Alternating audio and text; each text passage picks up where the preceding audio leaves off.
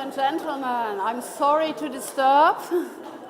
My name is Constanze and I'd like to say very well welcome to forum number 4. We'd like to discuss the question of digitization as a tool for educational justice. The question is it going to save or to savage the 21st century learners, teachers, and the people? Okay, but now it's time for me to introduce our first speaker. It's Michael Trucano from the Weltbank. He is a true globetrotter in terms of education and techniques. On behalf of the Weltbank, he has traveled around Mike, 50 middle and low income countries, but you did not only travel them, but you advised them on ICT. ICT, the acronym for Information and Communication Technologies. You're focusing on the use of mobile devices like a smartphone, online learning, technology used to support teaching and teachers, and much, much more. And he leads the Weltbank group, the Global Solution Group on Innovation in Education. Mike, the floor is yours. Here we are. Thanks, and I will use my phone to keep myself on time. Good. So, it's very nice to meet you. Thank you very much to the organizers of the Volkshochschultag here for including me and my voice in this interesting discussion.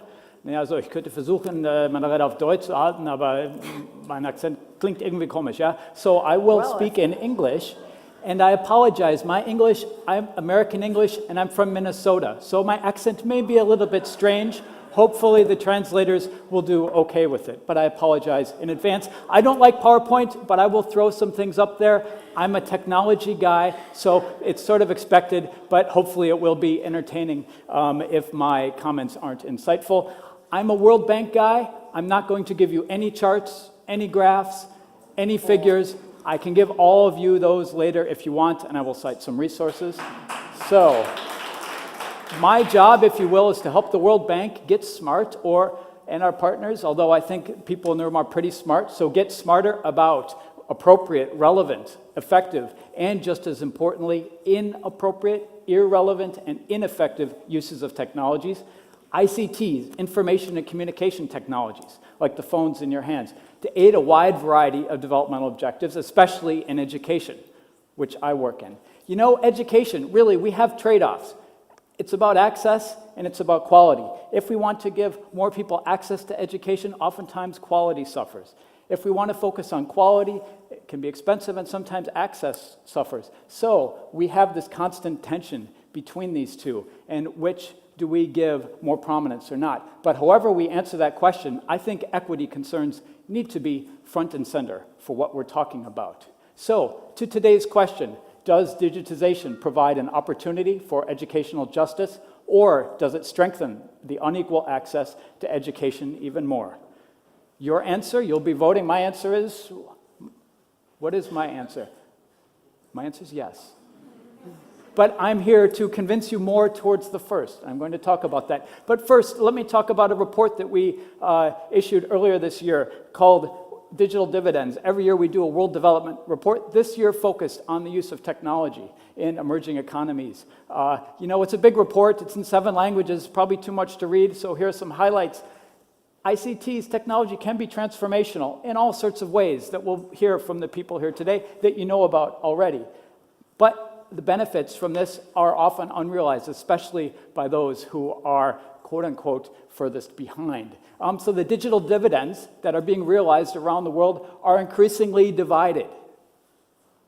And this digital divide is something we all know about, of course. There are actually digital divides, I think. Traditionally, we talked about access to technology. Who has a computer? Who has the internet? The OECD, a few years ago, started to talk more about the second digital divide. It's what you can do with this access that is really the fundamental or binding constraint, oftentimes, when it comes to technology use. So, and this really relates to something that we call, may be familiar to you, the Matthew effect, from the book of Matthew in the Bible, which basically says the rich get richer. And there is a Matthew effect of educational technologies, that those who are most advantaged oftentimes reap the greatest advantage from the use of technologies. So, what should we do about this? Well, our evidence base is decidedly weak about what we can do. And fair enough, there's a criticism that education and the use of technology in education is in many ways the true faith-based initiative in education. But there are things I think that we do know and that can make us optimistic about the future and that would choose you hopefully to vote for the first question. So I offer you some principles to consider, approaches to consider when planning to introduce technology into challenging educational environments. I would argue that all our educational environments, if we are interested in equity, are potentially quite challenging. The first is the best technology, if you're choosing to use one, is the one you already have, know how to use, and you can afford. Increasingly, it's this phone, for better or for worse. If you want to go to someone, and not make them come to you, meet them where they are. A second approach is to start down and out, and then move up and in. If you want to do something in the most difficult places, you need to start there and figure out what works. What works here in Berlin, maybe it works brilliantly, may not work if you just bring it to Namibia. But if you start in Namibia first and figure out what works there, it may or may not be relevant. And it might be possible to make it work in Berlin. Number 3, if you treat teachers like the problem, there's all this dialogue around teachers being the problem and technology is the solution to the teacher problem if we could only replace teachers. I think if you treat teachers like the problem, teachers who we at the World Bank feel are central to the educational experience, treat them like the problem and they just might be. Number 4, it's really the content, not the container. Do we need to give people laptops or connectivity or phones or computers? Yes, maybe, depends on what we want to do with it. And it's really the application and the content, not the device itself. If you're pointed in the wrong direction, I think technology can help you get there more quickly and perhaps more expensively as well. If we're not thinking about equity approaches from the start, we're probably going to exacerbate whatever divides we already have. Number 6, anticipate, as I said, and mitigate Matthew effects. Think of the fact that people who are already privileged in many ways are more likely to benefit first and most from the application of new technologies. And think from the start about what you want to do if that is to be expected. Number 7, to succeed in doing something difficult, you need to fail. Just because we don't know necessarily how to do things doesn't mean we shouldn't try. We have lots of incredibly difficult and practical problems in this world, but we need to learn. We need to fail, and we need to fail quickly, and we need to learn and make improvements. Number 8, put sustainability first. Think about what we do for the long term. Number 9, we know a lot about what doesn't work. We shouldn't repeat any of those things. I have sort of a second career in talking about failure around the world, and there are all sorts of things that we shouldn't do. And number 10, I imagine there are approaches from other people in the room that you think are important to consider. Because number 10s have many different colors and shapes and sizes around the world. Here are the 10 principles that I offered to you. We don't have all the answers to all this stuff, but we do have some, more than we used to have. But hopefully, at least, we're getting better at asking the right questions. So, the question for you today, does digitization provide an opportunity for educational justice, or does it strengthen the unequal access to education even more? You can provide an answer, and I think, or you can really make a choice. I think a choice as citizens, as educators, most of us here in the room, as policymakers, as parents, what do you decide? How do you want to employ technology in your programs? I think the choice is yours in real life, just as it is in the question posed to all of us. Because technology is neither positive nor negative, nor is it neutral.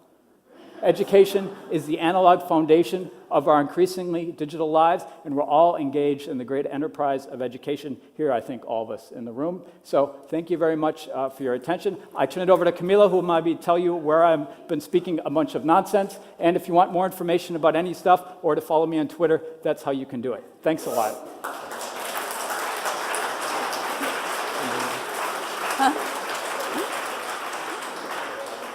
Wow. We told them to be fast, and that was a very thought-provocative input. Thank you very much. We discuss it later. I just want to tell you, we asked you for your opinion beforehand, and we will ask you after the 2 inputs, because now Camilla Croso will join us for another input. I would just like to introduce you, Camilla. So we move more or less from the institutions like the World Bank to the social society organizations. So my accent is German, obviously, not Minnesotan. So Camilla is head of the international NGO Global Campaign for Education. They are working on a grassroots level.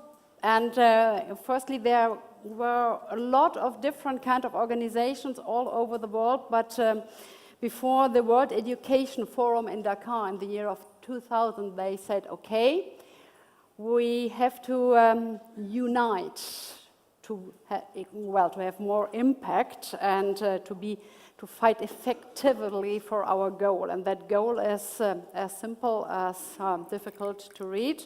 It's free quality education for everyone.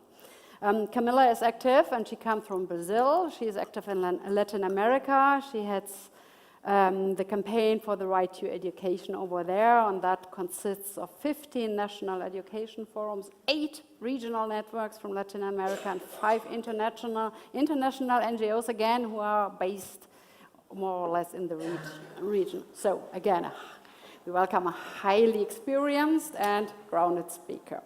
Camilla, your views on digitization. Good afternoon, good morning, everybody. It's a pleasure to be here with you. Thank you ever so much for DVV for this kind of invitation. It's really an honor to be sharing these moments and these days with you.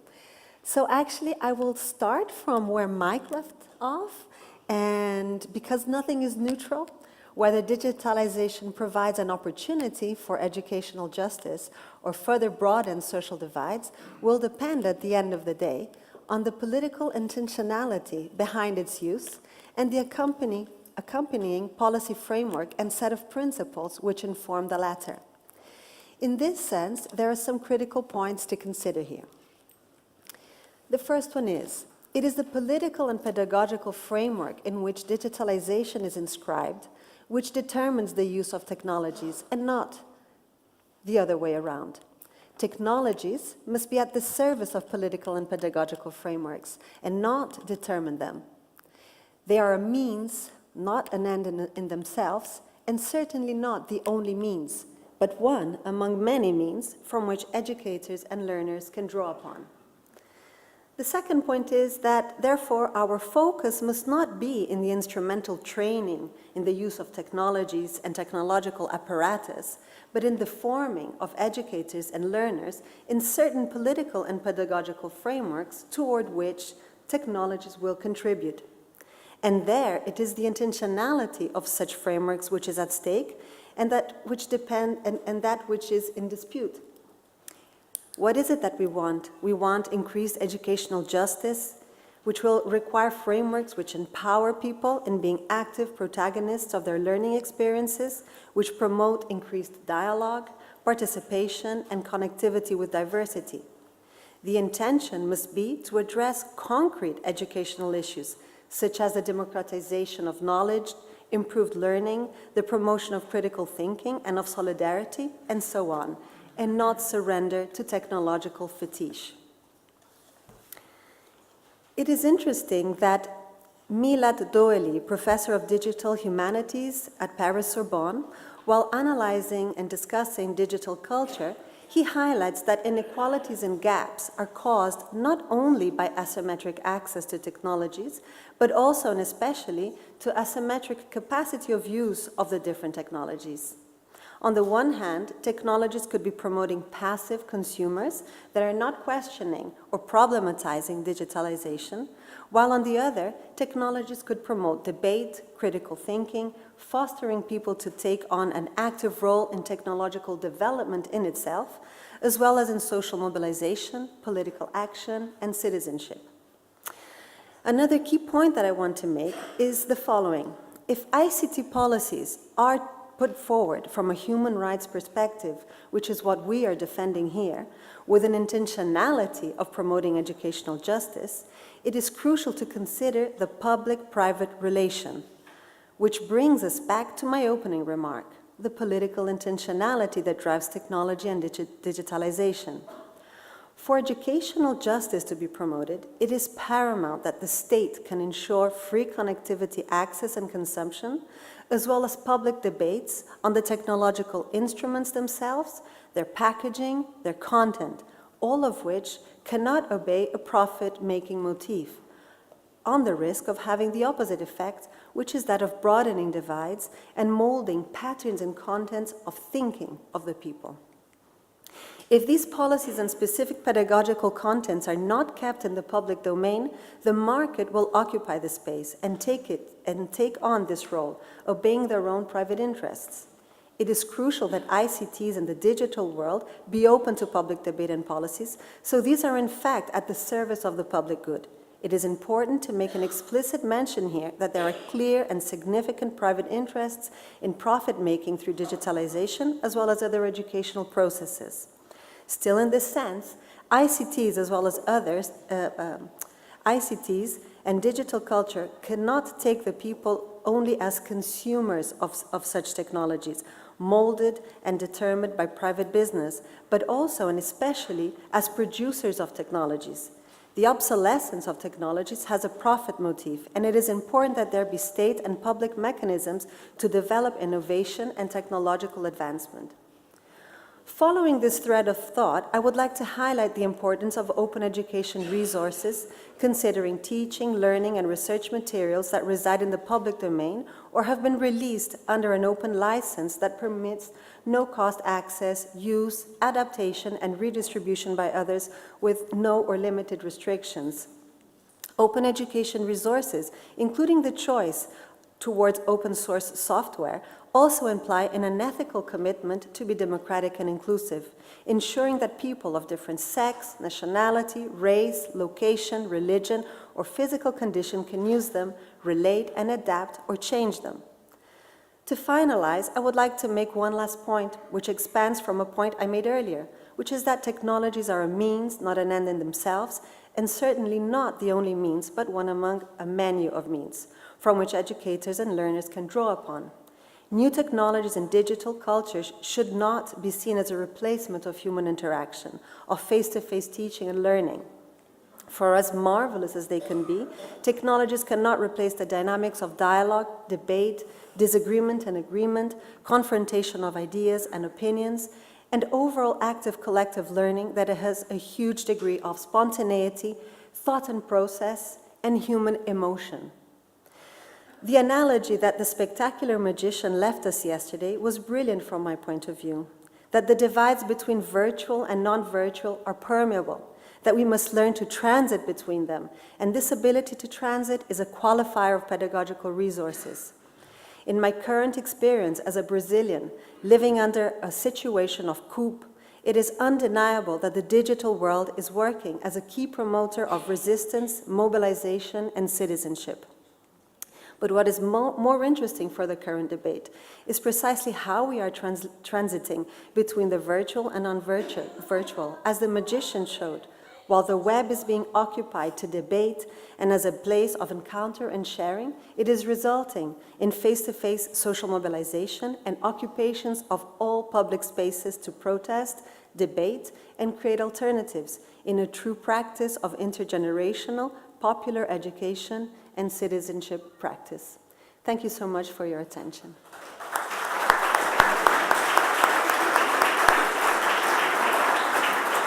Thank you so much, Camilla. Come over, we huddle around this little round table to make it more cozy because we want to talk now. But first we want to see your opinion because we want to learn how you voted beforehand and afterward. Is it an opportunity? So, well, the yes is absolutely big and bold. It strengthens unequal. It's 1/3 exactly. So we have like a digital divide here in our audience. Did it change? Yeah. This is the poll how it is. Okay. I just voted as well. You voted as well. You're not supposed to vote. Let's see. Did it change? Okay. Camilla and Mike, there were a lot of things that you would, I'd say, agree on, and somewhere there was a little bit of, I would say, disagreement. Mike, you voted for the yes, so let me start by asking you, where would you say yes to Camilla, in which respect? Yeah, I mean, I would say yes because I don't think we have a choice, basically, unfortunately. That's maybe tautological, but I don't think if we're going to move forward. So we have huge divides in societies right now. So a couple years ago, I was speaking with the education minister in Tanzania. He said, we have 43,000 teaching spaces unoccupied. That means there are places where teachers are supposed to be in classrooms and they're not. And if you can educate, let's say 1,000 teachers, it's improved since then, but if you can educate 1,000 teachers a year, we're never going to get to where we need to be. And in the interim, we're going to lose the possibilities for education for a whole generation of kids. So I don't know how, if business as usual isn't working, I don't know how business unusual shouldn't be considered. And like it or not, for better or for worse, today business unusual is enabled through technology. But Camilla said, well, the dialogue will have to stay. Face-to-face learning is very important, so you can't eliminate that.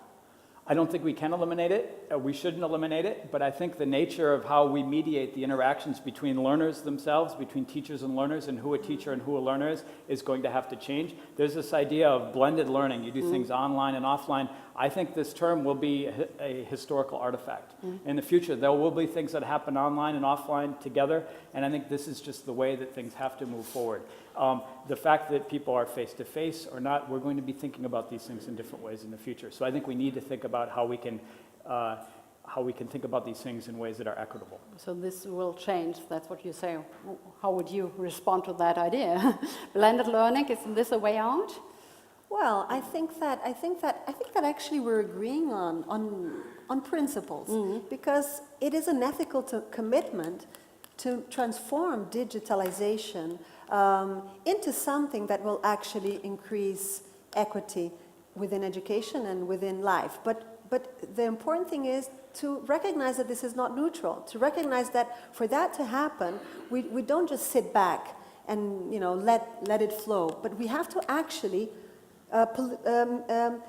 draw upon this debate from a political perspective, because nothing is neutral. And so therefore, one of the points that I was making that I find very important is this issue really of the public-private divide. I mean, we cannot allow technology to become something, that is just market-oriented or from which business profits. And it's not really just about profit-making when we talk about business. It's also about molding patterns of thinking. So this is why the idea that this be in the public domain, not just because we want the public to actually be developing the new technologies and thinking them through and being producers and not just passive consumers, but because also we want really, we have to be aware that technology can also mold patterns of thinking, and we don't want that. We actually need that public debate. So it's not only about confronting profit, because if you go to the profit motif, it will create divide, right? However, it's not just the issue of profit making. It's also about molding mindsets. It's also about being able to produce technology. And actually, the minister that I heard this morning, I found it fascinating because she was mentioning this idea of cloud. She was mentioning this idea of technology being in the public domain and therefore accessible. Okay, so this was the federal minister. Problem is, technology costs money, yeah, and business has to invest, like the big players. Indeed, Really, and you need that one. Yeah, these are important policy choices I think we have in front of us. And so what is in the public domain? What's in the private domain? So I think it all depends, obviously, on context. We see that decisions made by private actors, perhaps, with profit motives as the animating factor, may not result in the best results. But also, public policymakers making decisions about technology, oftentimes they're making decisions, they're sort of driving by looking in the rearview mirror, yeah? They're trying to look at inexact analogies from the past and maybe we know what the history of technology prognostication is, it's really poor. And trying to be too prescriptive and setting out too many strictures on what we can do and what we cannot do when we don't even know what's possible, we need to be very careful, I think. Yeah, I think it's interesting to share with you a reflection of Juan Carlos Tedesco. He was previously the director of ICAE, do you say like that in English? ICAE UNESCO in Buenos Aires. Also, he was the Minister of Education of Argentina. And his perspective on this is, he says, it is important that the state actually creates structures that are actually of research and innovation, and that, so therefore it's not the policymakers who are actually deciding on the technological issues, because that's really not their, their profile, but that there exists structures, public structures, where this debate and where this development of technology can actually take place. So I think that there are ways to ensure, because I think that what the point I'm trying to make is that how is it that we ensure that that yes question, because that's what we want. We want to answer yes to that question, but we need to be very clear that for that to happen, there is like a political intentionality that we have to really be aware of and work towards, so that it actually, so that it happens. And if I may, just to jump in on that. Yep. So I think it's important to note that where we don't make choices, the choices will be made for us. Yeah? It's a question of time. It's a question of time. And the technology itself, we're making all sorts of choices because there are assumptions embedded in the technologies that are designed and created in one part of the world, in one context, used in other places, where those assumptions may or may not hold. And I think we are fooling ourselves oftentimes if we're not thinking about how some of the underlying assumptions and the tools that we use and what they were structured and built to do, that those don't have impacts in other places in ways that perhaps we're not expecting. So maybe we waste too much time with debating and finding the right way, and in the meantime, everything is already set up.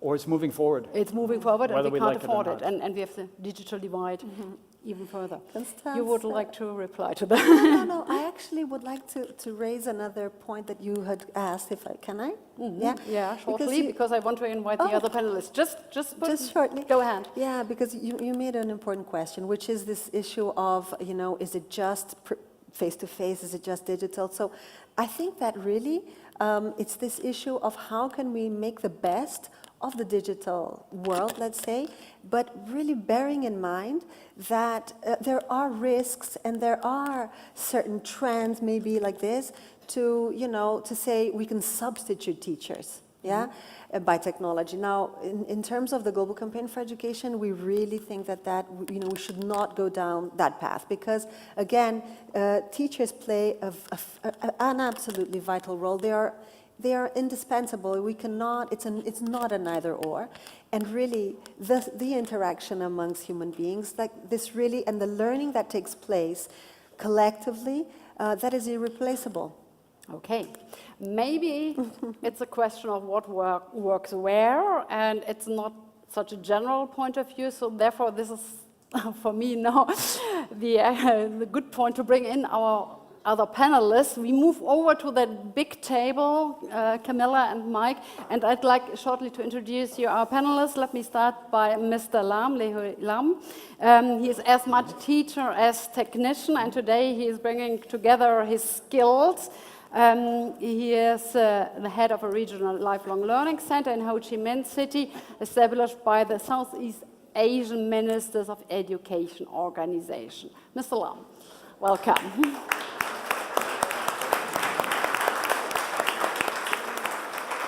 Also a very warm welcome to Sandy Morrison, who came here to us from New Zealand. Sandy is focusing on adult learners, and she's president of the International Council of Adult Education. And she has a special interest in indigenous peoples, and you're researching the conditions for digitization, and we are very interested in your point of view. Thank you very much. And last but not least, Dr. Katrin Bornemann is a media and, what is even better, an ICT expert. She has worked in the fields in different development areas. One fascinating point was in Serbia, where people actually could, plan, work on the budget planning by social media. Today, she is with the German Federal Ministry for Economic Cooperation and Development, and she's working on the digital agenda of the ministry. Yeah. Welcome. So let me start, Katrin, with you. The digital agenda, I know you are about to develop it. How will it look like? Give us a little idea about it. Just a small glance. Yeah. Thank you very much for having me. In the ministry, we are trying to develop a holistic approach. And I think that is very important when we actually look at the question that you just raised, either if it could be of benefit for everybody, closing the digital divide, or if we are driving apart. And let me just really quickly refer to a model, which is the hierarchy of needs of Maslow that you probably know. And it's represented in a pyramid, and with the more basic needs at the bottom. And so if we apply this scheme to digitization, what would that mean? That means at the very bottom, we have the basic infrastructure, which is electricity, right? When you look at Sudan, only 32.6 people are actually connected to electricity.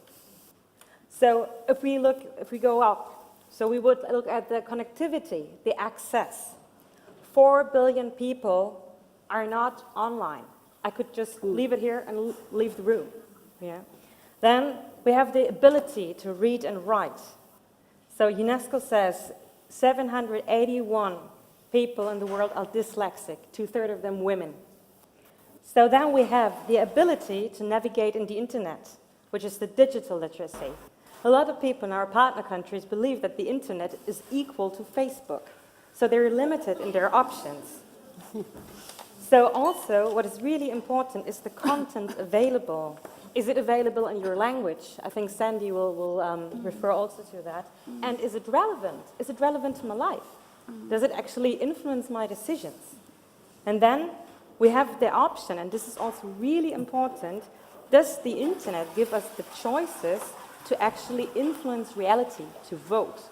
And if, as Germans, look at our reality, is that really the case? So, and then the last, well, at the top of the pyramid, does my vote in the internet makes a difference to reality? So that's actually the whole thing that we have to look at. So if we want to tackle only one issue, saying like the access of educational material in online, that's not the whole picture. That won't lead us anywhere. I think we really have to have in mind the holistic approach. And so this is actually what we're trying to focus on. So why am I saying that? There's a lot of work done for the ministry, for development cooperation, for private and public actors. And it's also really a strong commitment to having the whole picture in mind. So if we look on like a street, where are you, at the very beginning or on the middle of the street, or do you already see the end? You mean as the ministry? Yeah, or as a ministry. Yeah. How far has your work gone so far? Well, to tell you the truth, I think every major institution is about to launch a digital agenda right now, right? And of course, we are at the beginning. That doesn't mean that we don't have digital projects.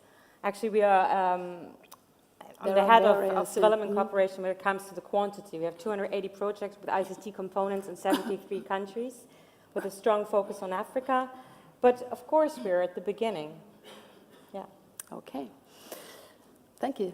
Mr. Lam, I just like to look into Vietnam. This is your country, your native country, and Vietnam has quite a high literacy rate. Yeah, this is really high. 94%. Yeah, this is really great. But and cell phones are more or less all over. I saw them more or less in the hand. Or is this just my expectation? We have more phones than the people. That is 1.5 phone for one person. Yeah, okay, yeah. So maybe there would be one for you also. Or half of one. Me, I have two phones, for example. I have two phones.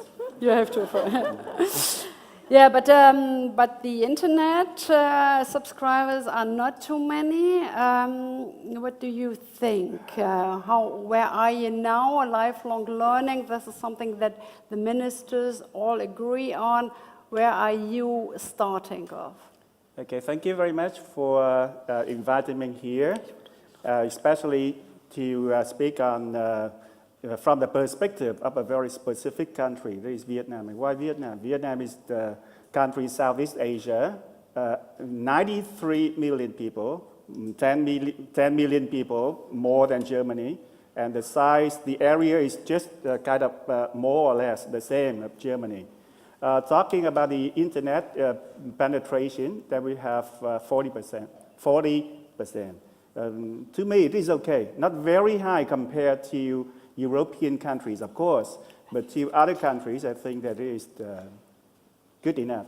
And I don't think whether you here, you remember the first time, the first year when you got access to the internet. To me, it is very, very clear.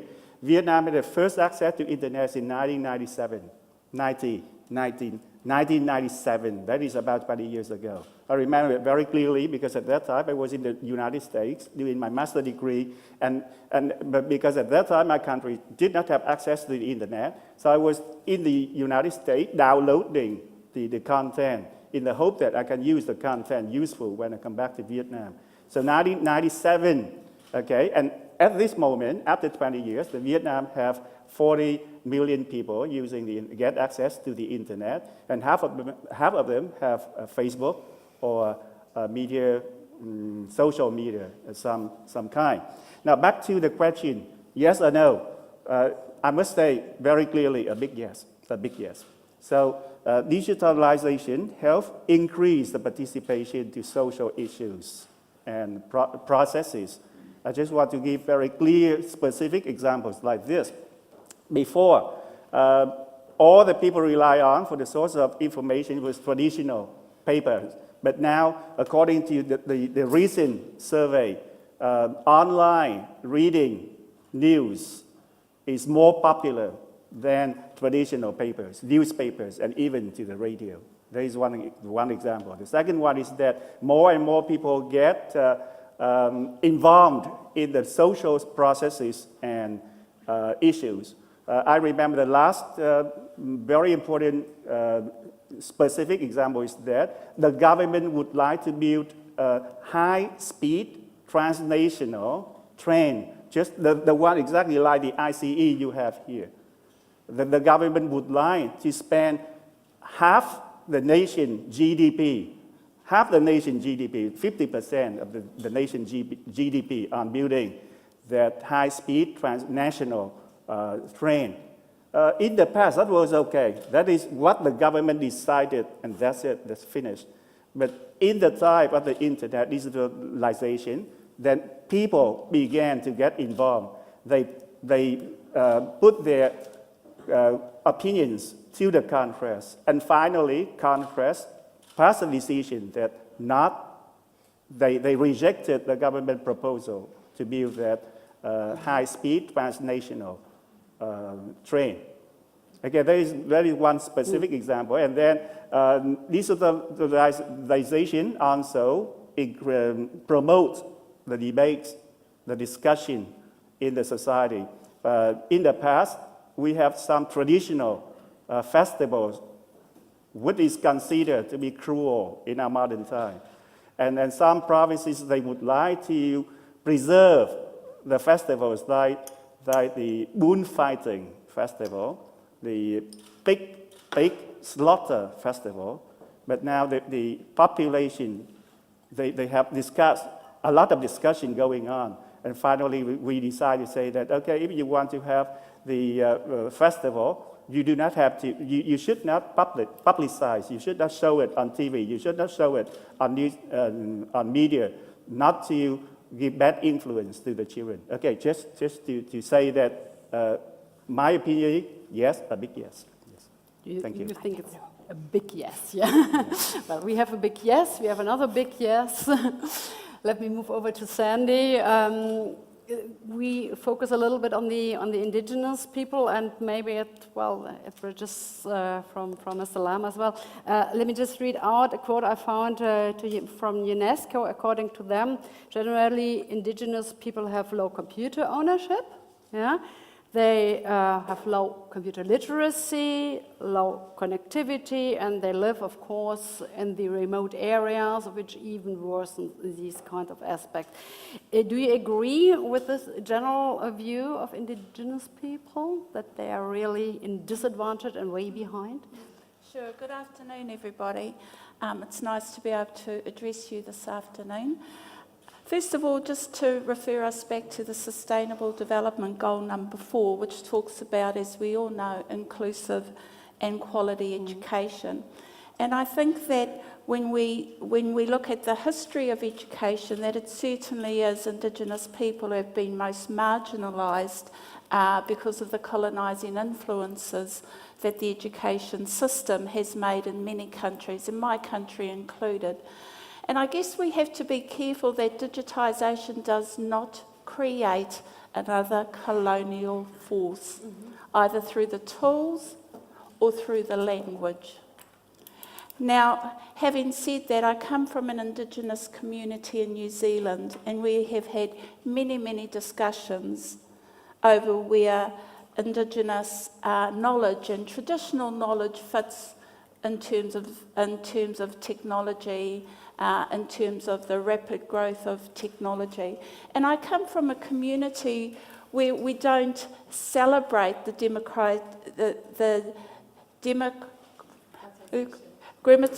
that word, of knowledge. And why we don't celebrate it is that in our communities who still hold to the tenets of traditional principles and culture, knowledge is sacred. Only certain people can access that knowledge, depending on the application that that knowledge is used for to keep the community sustainable. So when you have free access, you actually, as we heard from Michael this morning, can continue to privilege the privilege because it's free and accessible, and we undermine those very value systems that keep traditional communities. And I take the point from Camilla's talk about what is the political framework then that needs to be in place.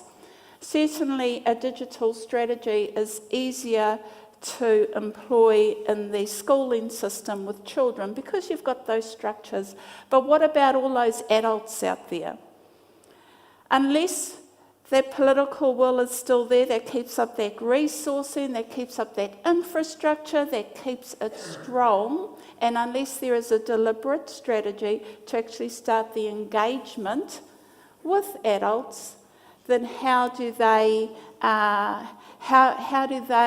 flourish in this new age? Now, in New Zealand, sorry to carry on, but in New Zealand, we had some studies done in terms of access, and I hear what Constanze said. But the young children from 18 to 25, they were going and using technology, 1, for social networking, 2, to play music, and 3, to play games. So we still have to inject that spark for learning within them. That is still very, very important. And just to revert back to what the adults were saying with digitisation, it was, how do we guard our knowledge? How do we protect the integrity of the knowledge, language included, so that it is not compromised, so that it is not co-opted, so that it is used appropriately? So we have all these issues that we're talking about from the community, the Indigenous community that I come from. Okay, Sandy, thank you very much. So it's way complicated, we can say so. Katrin Bornemann was really, taking some interesting notes on your commands. So this is really, there are questions to send. Not everything fits for everybody, especially not if you look in maybe remote areas or if you look to groups like Indigenous people. Yeah, I really liked what you said about that digitization could also create a new sort of colonialism. I think it's really important. And but what I also found really interesting is, we always, us here, we see ICT as the magic bullet a lot, and I think ICT is not a dogma, it's not a religion. And this is really important when it comes also to developing digital agendas. Because what happens a lot, well, at least to me, is when people say, well, we would like to integrate some ICT in our portfolio. Could you develop an app? And this is not what digitization is about. It's not about, the simple apps or something. So, just quickly for, I think, advices or hints what we found out in our studies and research, that is digitization is really not creating another app and another portal. So use what is there, not invent the wheel again. Second, user-centered approaches. Super, super important. Mike was actually referring to it. And you know the case of one laptop per child, probably, right? And I was asked to talk about best practices, but this is actually one of the worst practices. Because why was it such a failure? Because people like you and me, white people, were actually designing something at a very nice air-conditioned room for people in Africa without having no experience of what life is there about. So this is really important, user-centered approaches, combining online and offline, and as my initial remark, having the whole picture in mind, the holistic approach. If you talk about content, what we put on, like in online courses, in the MOOCs, and these kind of stuff, maybe, or let's say this is a question maybe for Michael again, because you're a little bit overview of it. So if we make content accessible on one way, so let's just skip the question, it's difficult to establish high-speed internet everywhere, to give everybody the right device. That's what Katrin was saying. The laptop works for our part of the world, but maybe the smartphone is working better in Myanmar or whatever. Let's talk about the content. If I put content in there, maybe on an open platform source, does that content have to be very simple? Do we simplify content just to make it accessible for everybody and to have equal opportunities? Yeah, I mean, I think it all depends, and I think the people that ask that are users.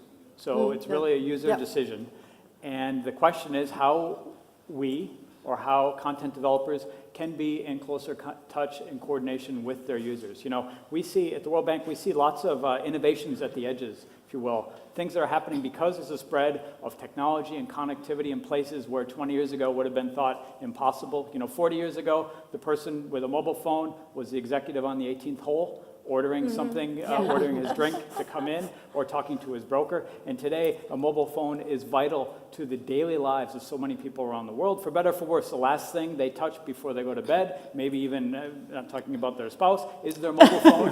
They put it underneath their pillow and they pick it up for better or for worse, because it gives them connections to things that they can't connect to otherwise. Some of it may be frivolous, some of it may be gaming, some of it may be education.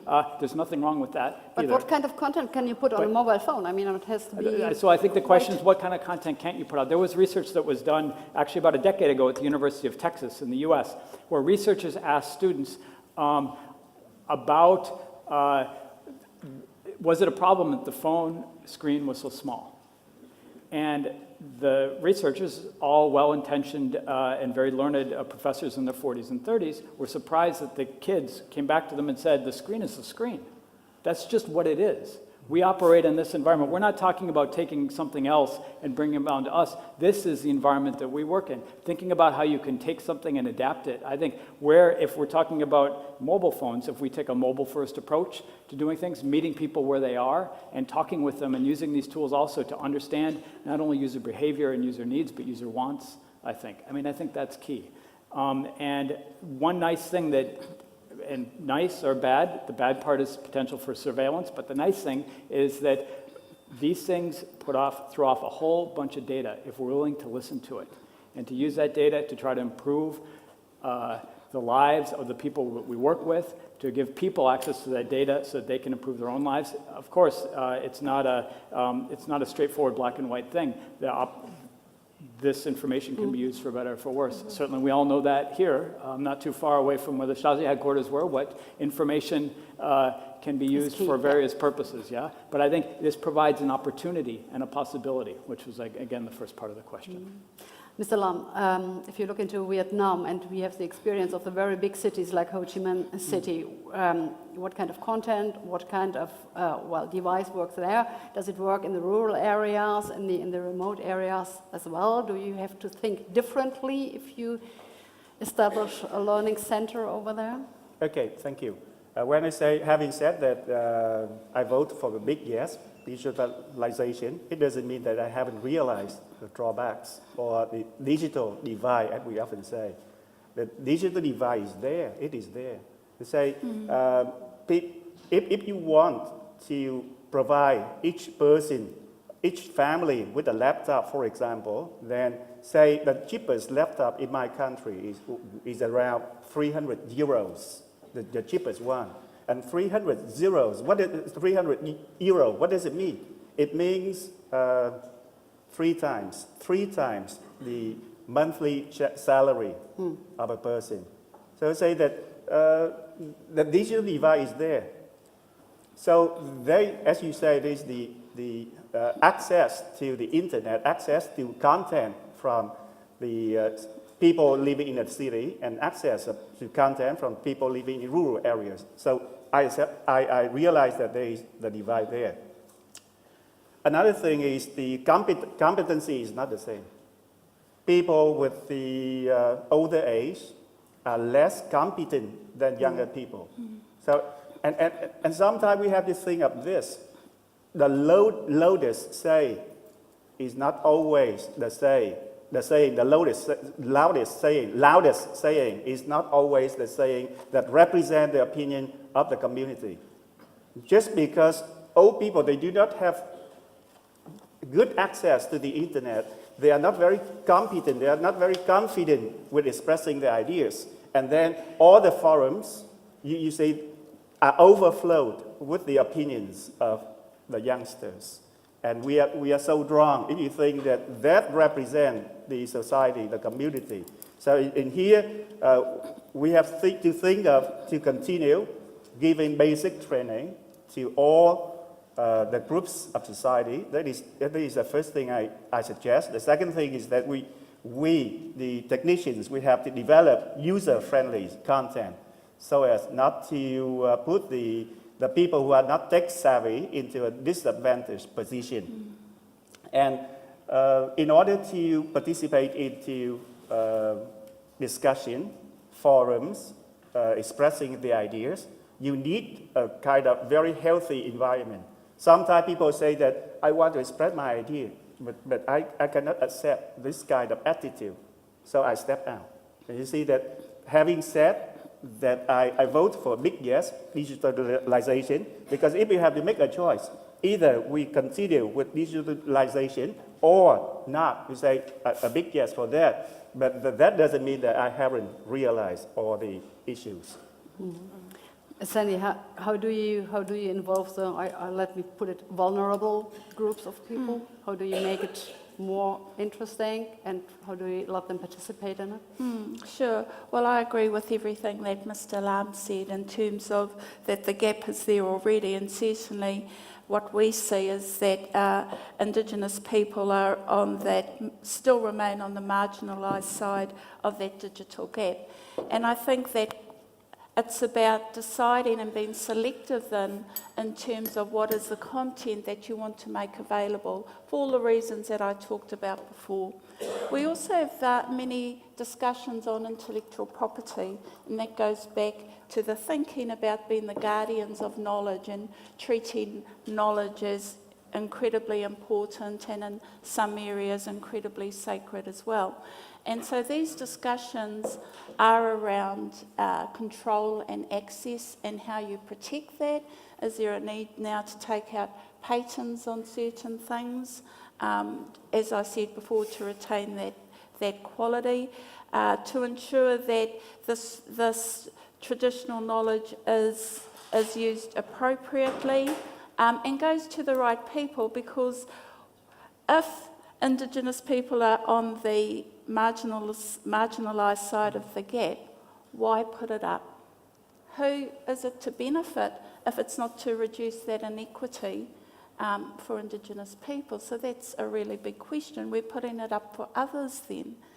And so there's this question of content when it comes to the users, and what we see has been mainly around the perpetuation of culture and of language, and those links back to ancestral communities, and that goes back to the quality. It also goes back to the pedagogy. When I talked about the young people in the games and in the music and in the social media, what are the new pedagogies then that we need to invoke and increase educational achievement, both for young adults and both for adults as well. And that goes back to that infrastructure and resource issue that must not be forgotten in this debate.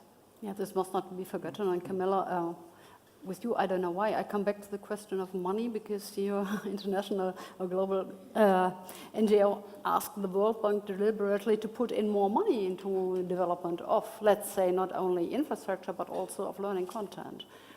Why is it not happening? Are you not pressuring enough, or is there no political will? Financing of education. Mm-hmm. So the World Bank is right next to you, so you could just ask Mike. Well, yes, I think that at the end of the day, it really is an issue of political will. We've been saying that the money is actually out there, but it boils down to what are the choices that member states are making, the nations, governments, and also the donors. And obviously it's a concern because we know that it's been on a downfall, especially in terms of international cooperation. We were really concerned that just one day after the Sustainable Development Goals were actually approved, just one day after, we started having member states saying we're cutting our international cooperation. So it is a question of political will, and yeah, we absolutely think that no human right, be it education or any other human right, can be achieved if there's not financing towards that end. Katrin, I have to address the question to you as a representative of a ministry over here, the political will to invest in digitization, into education, in equality, equal opportunities. How far has it gone? Well, Germany was not the one cutting it off, Yeah, so good wasn't. news here. We really see this issue as one of the top priorities in the ministry. This is why we are actually augmenting our budget per annum every year to spend in this sector. And the minister himself, Mr. Müller, he's a very a big supporter, and that is we're having a good political momentum here for that sector, I think. And Mike, thank you. And Mike, how about the money? How about the political will behind this? I mean, you are of the educational branch of the World Bank. How much support do you gain? Yeah, so we're constantly advocating for greater attention for education. I mean, that's my personal bias. That's what I work in, yeah. And we have a fundamental belief. But I think more importantly, when we hear in our dialogues, our consultations with our member countries, which is every country in the world save a handful, is that education and health are the two common sort of sustaining priorities across the globe.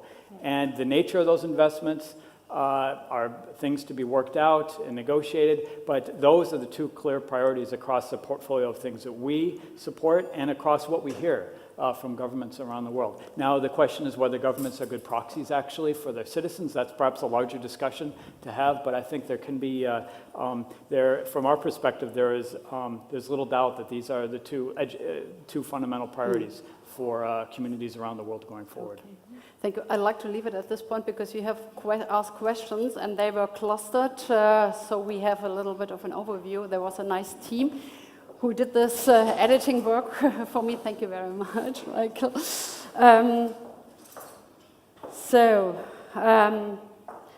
The question on the political responsibility we were just discussing and there was raising up, I will just go to you. Isn't it the wrong question? We did have the means for equal access and opportunities without digitization, and we continue to have them with digitization. Either way, it's a question of political priorities.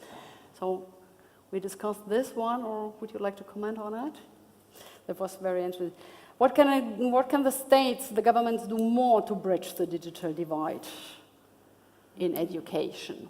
So any concrete ideas? Michael is, is I looking around. I think one thing, so we're seeing, for better or for worse, more and more devices in the hands of more and more people around the world. The prices are coming down quickly. What we aren't seeing happen as quickly is connectivity. Connectivity is growing much more slowly. The prices are coming down. So to the extent where investments in connectivity, if connectivity is really the dial tone, I guess, for education, for development, this is something that the market isn't solving quick enough. And this is something I think if we are honest with ourselves about providing people even access to opportunity, let alone quality opportunities, investments in connectivity and in the creation of structures and policies and regulations that would incentivize other groups to create more, cheaper, better, faster, higher quality connectivity, I think are one thing that is absolutely vital. Everybody agrees? Yeah, I see a lot of, yeah? Yes, Sandra? Just in addition to that, I can't help feeling that because everyone does have their own personal advice and that further entrenches this whole individual approach to learning, that as that continues to grow, I can't help but feel that governments will start to pull out of some of their responsibilities in the future, and therefore the ability to be social animals and learn together, I feel, does get lost if we aren't guarded in terms of stopping that and reducing and mitigating that from occurring. Yeah, can I Yeah, add? please. Yeah, I think that, again, I would like to... Is it Sorry. me? I don't know. Keep on talking. Yeah, I think it's important to come back to the issue of what can governments be doing. It's very important not to just depend on the market, because otherwise it becomes very restrictive. We were talking about prices, and we cannot take for granted, we cannot simply naturalize that some will have access and others won't. I think that is a question of principle, and really it's about having centers develop technology, not just depend, so partnership with universities and with other forms of centers that allow other pathways for technological development. And the other thing is, I think governments have to put in place affirmative action. So I had mentioned, for example, the issue of people with disability, the issue of, location and geography. I mean, there is an issue of affirmative action and political will, again, to actually recognize these divides and create policies to overcome them. Otherwise, it won't happen. It won't happen naturally. It requires specific policy to bridge the gaps. Yeah, concrete steps and measurements that you really have to do. Some questions occurred around the learning programs. There are not many good learning programs out there. High quality learning material and multimedia like support must be funded by government. That could happen. So this refers to the other question. And politics as open source material. Could that happen to really create good learning programs, materials? Is that something we could not work on a national level, but maybe on an international level? Is there the will out there in the world? If I look into science, like engineering, there is no much intellectual debate. Yeah, there's no ideological debate on science. So you could put just one like a gold standard learning program out there. Who would be responsible for that? No, Camilla is shaking. Yeah, I think that we have to be really careful, and I think what Sandy brings to the table is extremely interesting. We have to be very careful not to have standardization, because that will deny completely contextuality, the history, the culture, the background, the specificities, the diversity, really. It will deny diversity. So actually, I think, from my perspective, from GCE's debate in terms of the importance of contextualization, and if we are going to be developing contents and methodologies and so on, really important to be doing this in a contextualized manner and in a participatory manner, because again, this is what makes things public, right? When you actually engage people in thinking these things through. And what I think what you also were mentioning about what is the meaning for the people, what is the relevance, I think the word you use. So, yeah. Yeah. Katrin, it was this question was directed into the into government and politics. Why do politics not really develop these good learning programs out there? Well, we do that.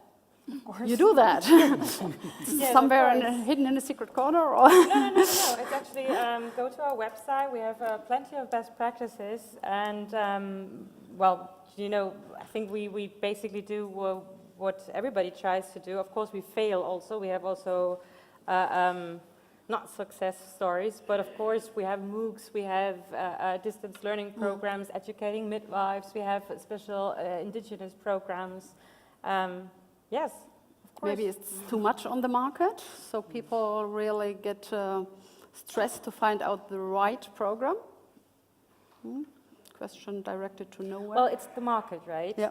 So if there's too much on the market will it's a question also, well, if you offer solutions that are not relevant, they will not survive, of course, you know, or they will only survive due to market changing mechanisms, right? So, but it's the market who that can destroy also solutions. So obviously there are programs out there.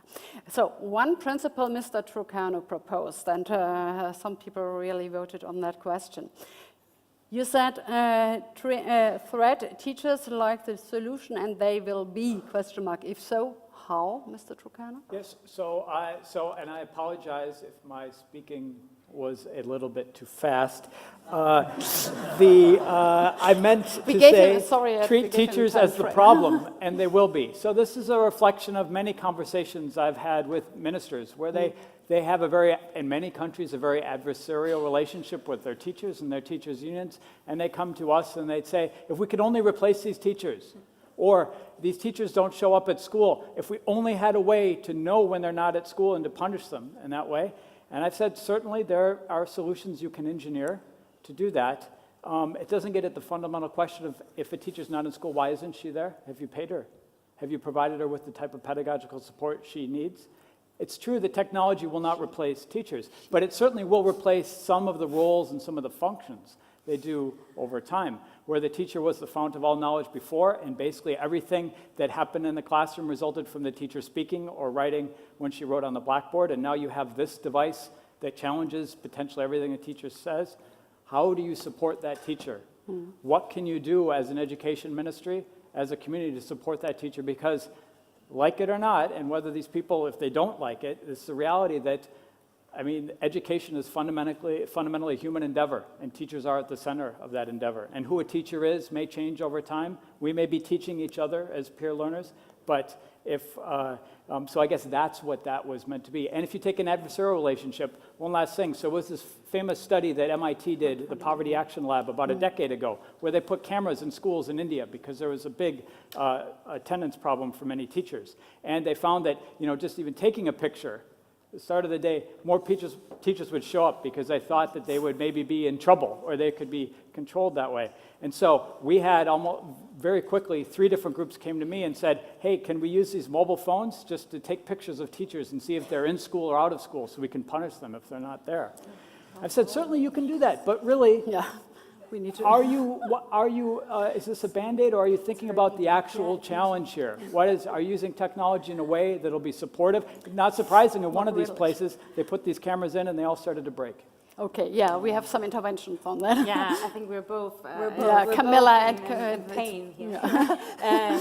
No, I think there are certain ways to achieve something, right? You can either do it by punishment or you can do it by incentives. I think punishment, talking about surveillance, is probably not the way that we ethically would support.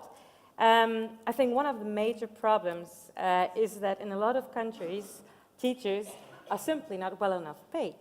So it's really a question of setting the incentive. And I'd like to quote Erich Kästner here, which is one of my favorite German authors. And he says, in an ideal world, teachers would be the best paid people. And why is that? Because they're actually educating our future. So I think the right way to actually put it is going the way of incentives. Yeah, I'd like to compliment. I mean, it was painful. You said the word punishment about 6 times in a row and talked about teachers as she only. So it's she and he.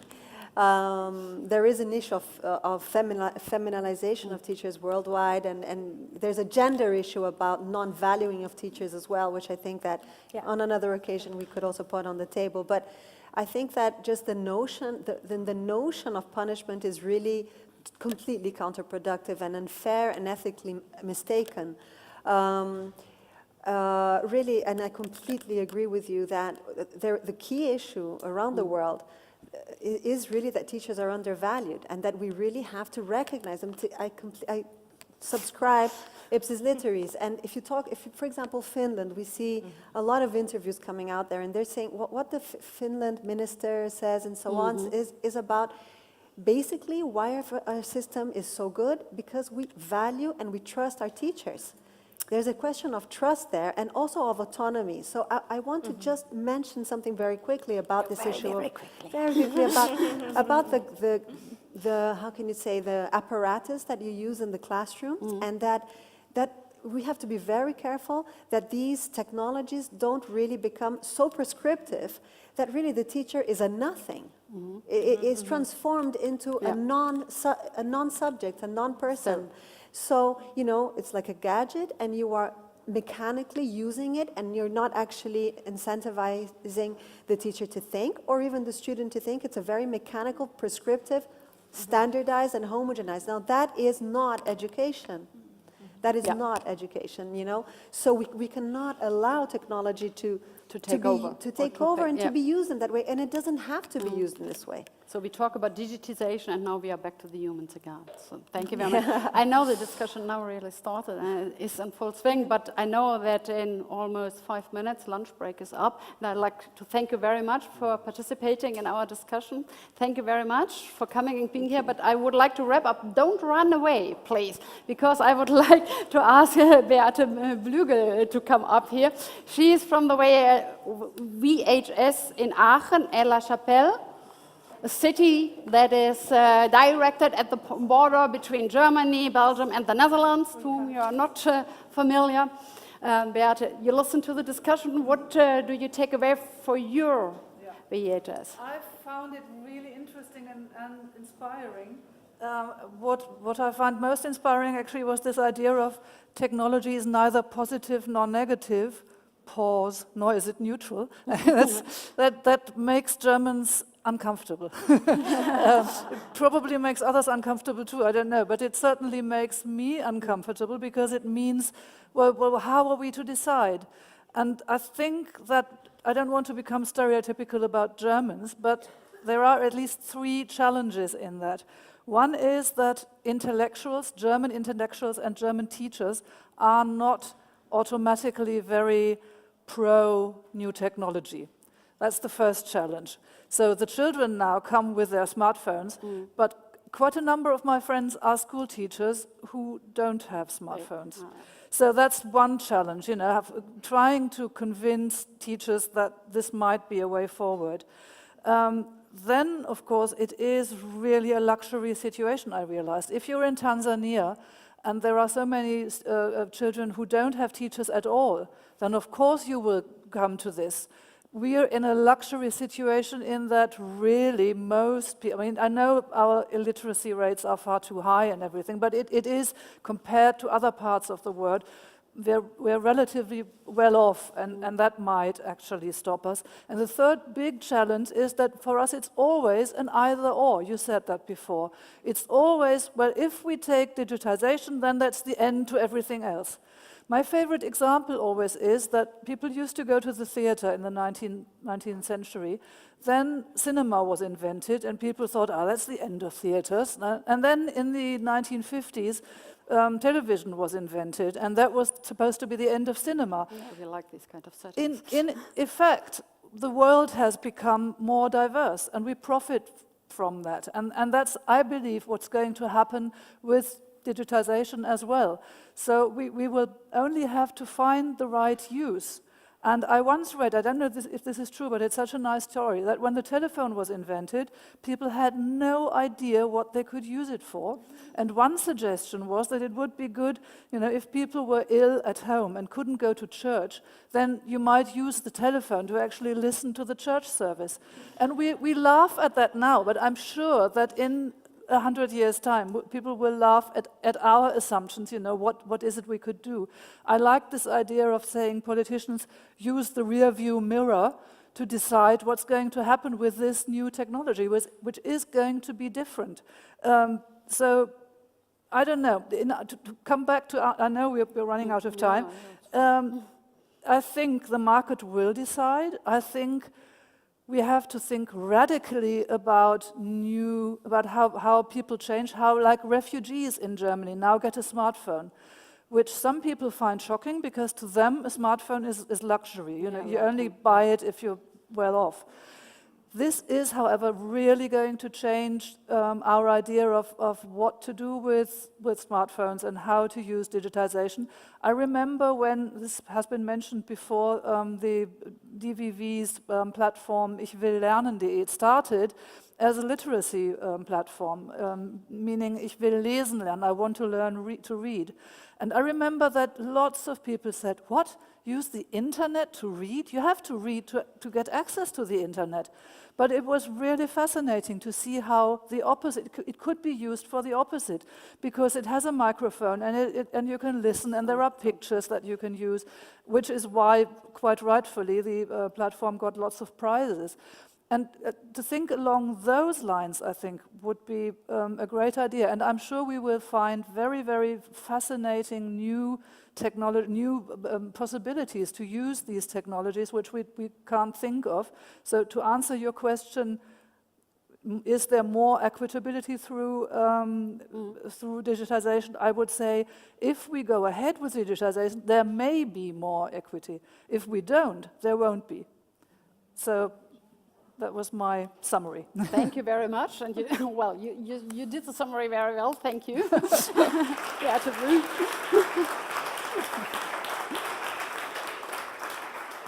And actually, it's time for lunch now for you. Thank you very much for listening, for participating with your questions, and enjoy your lunch. And all of our speakers will be around. Please address them and approach them.